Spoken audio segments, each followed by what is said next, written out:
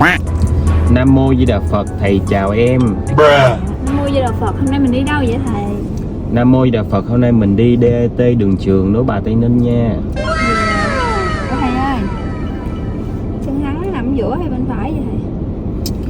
Nam Mô Di Đà Phật, chân phanh nằm ở giữa, chân ga nằm bên phải nha. Dạ, Nam Mô Di Đà Phật, em đi chùa nhiều quá em quên. Cái gì vậy bà nội? Nam Mô Di Đà Phật, em gài xích beo vô đi Ủa gà xích beo chưa vậy thầy? cho an toàn. Nam Mô Di Đà Phật. Ủa bộ xe thầy không an toàn hả thầy? Nam Mô Di Đà Phật, xe thầy rất là an toàn trước khi của em leo lên. Dạ, Nam Mô Di Đà Phật. Nam Mô Di Đà Phật, cho con nghỉ tu 5 phút.